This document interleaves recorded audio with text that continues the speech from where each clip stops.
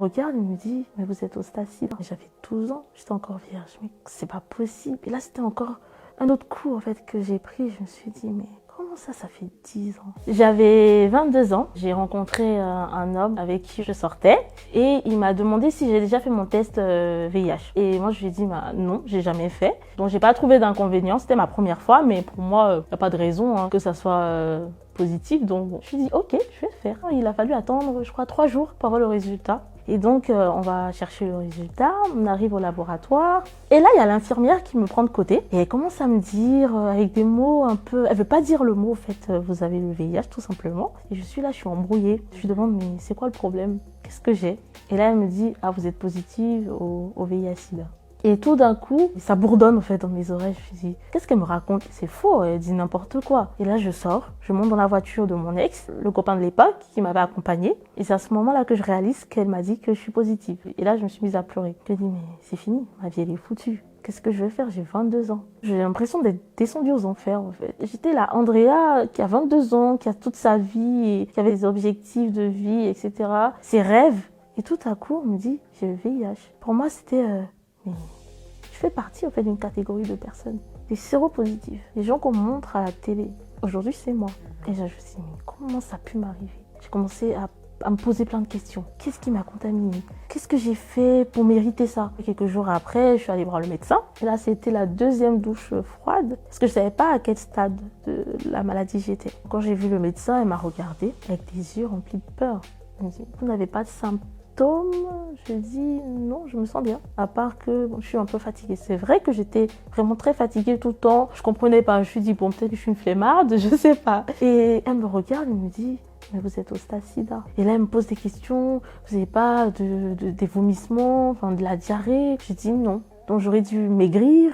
J'aurais dû avoir justement des boutons sur le corps. Tout ça, j'ai pas eu tous ces symptômes-là. Là, je me suis dit mais si j'avais pas fait ce test, peut-être qu'il me restait quelques mois à vivre. Que mon corps avait tellement lutté qu'il suffit peut-être que je tombe un petit peu malade et que c'est fini, quoi. Et là, elle m'a dit, il faut absolument vous mettre sous traitement. On n'avait plus assez de défense immunitaire. Le virus, le VIH, au fait, c'est celui qui donne la maladie du sida. Il y a plusieurs phases. Il y a la primo-infection. Quand on est tout de suite infecté, on a des symptômes un peu tout bêtes, hein, maux de tête, être enrhumé, la fatigue, voilà. Un petit peu de diarrhée aussi. Et après cette phase, on a la phase asymptomatique, où on n'a plus rien. C'est-à-dire, il n'y a plus de symptômes, on vit normalement. Et le virus, il fait un peu son petit bout de chemin. Après, on passe à la phase 3, où on commence à avoir d'autres symptômes, comme la diarrhée, l'amaigrissement, des boutons, qu'on appelle zona aussi, qu'on a partout sur tout le corps. Là, voilà, le virus, il a vraiment fait son chemin. Et quand on arrive à la phase 4, qu'on appelle maintenant le sida, là maintenant, c'est la maladie. C'est-à-dire que nos défenses immunitaires sont en dessous de 200 CD4. CD4, en fait, ce sont les globules blancs.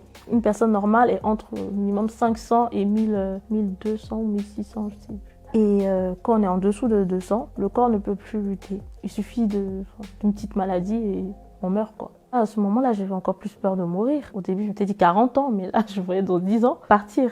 Mais le médecin m'a rassurée. Elle m'a dit que j'allais être sous traitement. Et grâce au traitement, j'allais avoir une bonne espérance de vie. J'allais pouvoir avoir des enfants. Mais j'avoue que j'y croyais pas. Je me suis dit, elle veut pas me faire paniquer, en fait. Donc elle me dit ça. Mais c'est pas possible de vivre longtemps avec le sida. Pour moi, c'était ça. Et donc, j'ai dit à mes ex que j'ai le VIH. Est-ce que eux ils ont fait leur test? Parce que je voulais savoir vraiment en fait d'où ça venait. Aussi pour les prévenir, j'ai eu pitié. Je me suis dit j'aimerais pas qu'ils se retrouvent dans la même situation que moi et d'avoir ça sur la conscience au fait. J'ai pas l'impression qu'ils m'ont tous dit la vérité parce que comme par hasard ils avaient tous fait leur test et que c'était bon. Donc ils ont tous fait leur test et que c'est bon. Qui me l'a transmis? C'est la question en fait. J'arrivais pas à trouver la réponse. Donc j'ai discuté de ça avec mon médecin. Pour savoir, mais ça fait combien de temps que j'ai le virus et tout. Ce n'est pas une vérité absolue, mais elle pense que le virus, ça faisait déjà 10 ans que je l'avais. Et là, je me suis dit, mais j'avais 12 ans, j'étais encore vierge. Mais c'est pas possible. Et là, c'était encore un autre coup, en fait, que j'ai pris. Je me suis dit, mais comment ça fait 10 ans? Pour arriver au stade sida, il faut des années. Après, c'est pas pour tout le monde, mais en majorité, 10 ans passent. Des fois, plus de 10 ans passent pour arriver à ce stade-là. Je me dis, j'ai passé autant d'années avec ce virus. Et finalement, je le repensais. Parce que quand j'étais au lycée, à Abidjan, je me rappelais que j'avais des fois des furoncles qui venaient et qui repartaient. Mais en grand nombre. Hein. Et je me demandais, mais c'était quoi ça? Peut-être que c'était mon corps qui réagissait. Et à l'époque, je n'étais pas active sexuellement. Je me suis posé la question si c'était pas justement un objet souillé qui m'a coupé. Donc après, j'ai arrêté de chercher. Et j'étais toujours encore avec mon copain de l'époque. Il était resté, il n'est pas parti dès le début. Donc je pensais que c'était bon, je pourrais marier avec lui, les enfants et tout. Mais c'était pas ça. Parce que finalement, je me suis rendu compte qu'il avait peur de moi en fait. C'est-à-dire, une fois, il y avait ma brosse à dents qui était à côté de sa brosse à dents. Il était en panique, il s'est énervé. Pourquoi j'ai mis ma brosse à dents à côté de sa brosse à dents? C'est quoi le problème? Mais la façon dont il était énervé, je me suis dit quand même, c'est bizarre, on a des rapports sexuels et tu as peur d'une brosse à dents. Et donc j'ai compris qu'il n'avait pas accepté, et il n'avait même pas pensé à se renseigner en fait sur le virus, la maladie, etc. Alors qu'il m'accompagnait à mes rendez-vous médicaux. Et des mois sont passés. Finalement, il est venu un jour chez moi, au bout d'un an. Ça a quand même duré un an. Et il m'a dit non Andrea, on n'est pas compatibles, faut que ça s'arrête. J'ai dit ok, j'ai eu mal. Je me suis dit mais c'est fini pour moi. J'ai même supplié à genoux de rester. Et il m'a dit non, il peut pas, il s'en va. J'ai fait une tentative de suicide. J'ai avalé les comprimés de mon traitement, toute la boîte. Parce que j'ai lu que une overdose, ça pouvait tuer. Et donc j'ai avalé et je me suis dit bon moi je vais mourir et ça sera fini quoi. J'étais en dépression en fait sans le savoir. Parce que je devais rester forte pour ma sœur, pour mes parents et tout. Mais en même temps je souffrais parce que je pouvais pas en parler vraiment. C'est une douleur qu'on se rend compte qu'on peut pas partager avec quelqu'un. Je sais pas, c'est bizarre. Ça touche tellement même notre âme parce qu'on a l'impression qu'on va mourir. Les gens qui étaient en face de moi ne pouvaient pas comprendre. Ils me disaient non mais ça va aller, c'est pas la fin, tu vas prendre ton traitement. Et moi je me disais mais qu'est-ce que vous racontez? Même si je prends mon traitement, qui va vouloir de moi en fait? Quelle vie que je vais avoir avec ce virus-là? C'était la maladie qu'il fallait pas avoir. Et en plus de ça, c'est une maladie qui te donne une mauvaise réputation. Moi, on allait dire oui, c'est parce qu'elle a une vie sexuelle désordonnée qu'aujourd'hui, elle a eu le VIH, quoi. Et c'était pas le cas. Et c'était ça qui me dérangeait aussi, en fait, d'avoir cette étiquette-là aujourd'hui, alors qu'il y a énormément de personnes qui ont des rapports sexuels non protégés et qui ne l'ont pas forcément. Et je trouvais ça injuste. J'avais une vie sexuelle, c'est vrai que j'avais des copains, mais j'avais un seul copain à la fois. J'avais pas une vie sexuelle désordonnée, je me droguais pas, je faisais pas la fête à outrance. Franchement, j'étais une fille rangée, une fille banale en plus. Et je me suis pas dit que je pouvais être exposée au VIH/SIDA. Et on se rend compte que ça peut toucher n'importe quelle personne finalement. Et quand j'ai fini, je suis sortie de cette épreuve-là, je me suis dit, c'est bon Andrea, tu arrêtes. Il faut que tu reprennes ta vie en main, c'est pas possible. Même si te reste 10 ans à vivre, tu vas vivre ces 10 ans. Et ce gars-là, ciao. Et donc je me suis dit, il faut que je prenne ma vie en main et me renseigner. Et là, j'ai décidé de me renseigner en fait vraiment sur cette maladie-là. J'ai commencé à faire des recherches toute seule sur Internet. Et je me suis rendu compte qu'on pouvait vivre jusqu'à 70 ans, même plus, et faire des enfants et ne pas être malade en fait. Mais également, j'ai vu qu'il y avait des choses qui m'étaient interdites. Quand tu es séropositive, tu ne peux pas avoir par exemple d'assurance vie.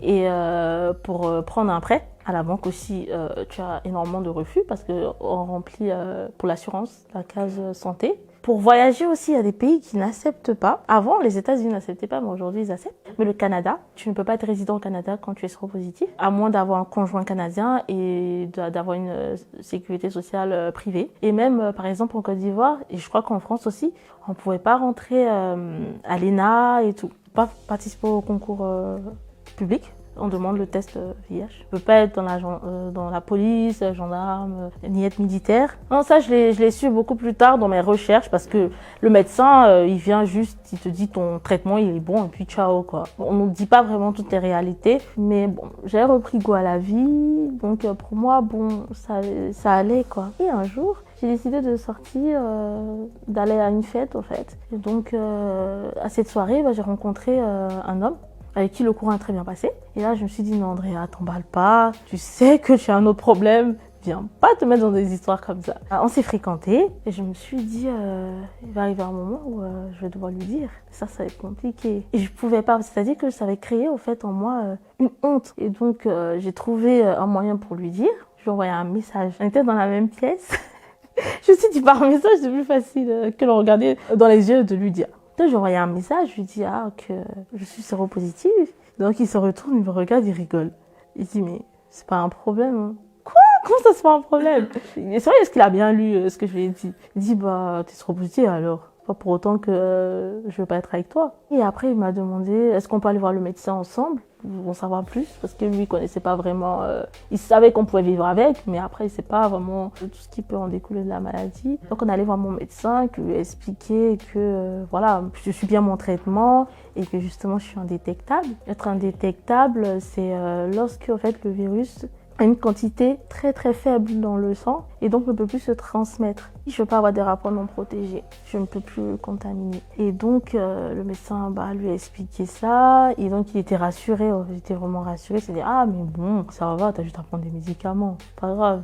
Et donc on a fait nos petites vies, ça se passait très bien. Je sentais que j'étais vraiment à l'aise avec lui, il ne mettait pas de différence, je me sentais comme une femme en fait, tout simplement. On a aménagé ensemble. Et là, j'ai commencé à vouloir avoir un enfant. Là, c'était la question qui se posait, comment on allait faire un enfant. Parce qu'à l'époque, je savais pas qu'on pouvait avoir des rapports non protégés. Donc, je me disais, mais comment on va faire des enfants si on peut pas avoir des rapports?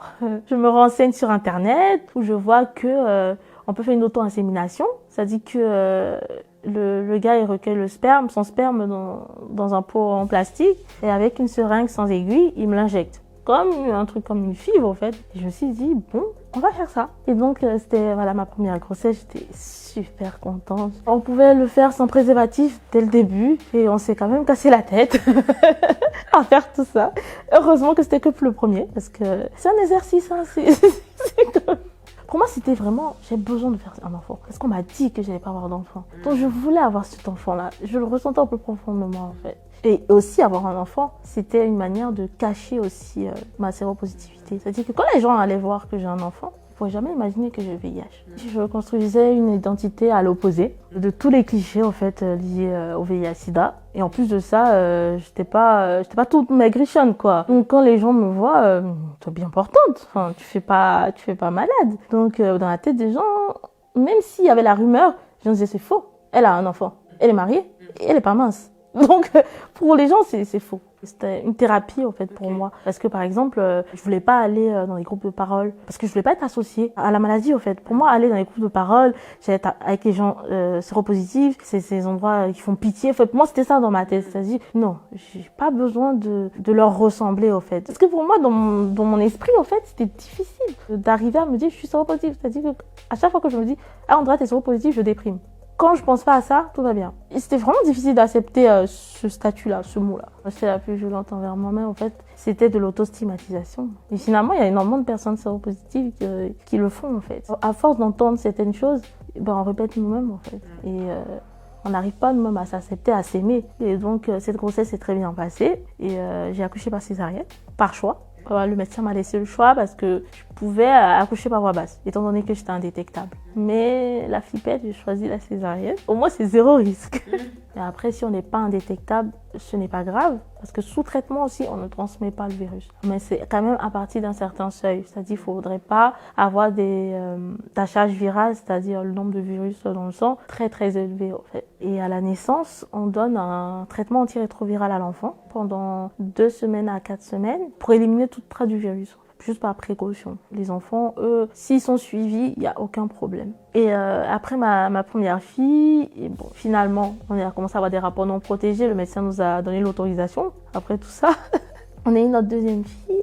Et ensuite, la troisième fille, qui est venue juste après. Et c'est quand j'étais enceinte de ma troisième fille qui m'est venue l'idée, en fait, de parler publiquement du virus, en fait. Je me suis rendu compte que j'avais commencé à guérir au fur et à mesure que les années passaient. Finalement, ta vie, elle est pas pire qu'une autre personne. Enfin, tu vis bien, quoi. Tu vis comme n'importe quelle autre personne. Et les gens peuvent même pas s'imaginer que tu vis avec du VIH. Et je pense que c'est le moment d'aider toutes les personnes qui souffrent. Et aussi de déconstruire l'image qu'on a sur le VIH/SIDA. Je pense que ça a quand même beaucoup évolué au fil des années. Et si toi, tu l'as eu, faut te rendre compte que n'importe quelle personne peut l'avoir, en fait. Et là, je disais de prendre la parole, raconter mon histoire. Je me dis, ça peut donner de l'espoir aux gens. Ça peut aussi casser justement les préjugés. Et d'autres personnes qui sont en souffrance peuvent se rattacher, en fait, à mon histoire. Se dire, ah, mais elle est passée par là et puis elle a pu construire une vie. Et que moi aussi, je passe par là. Je peux trouver quelqu'un, en fait, à qui m'identifier pendant ce moment, en fait, de souffrance, à qui je peux parler, etc.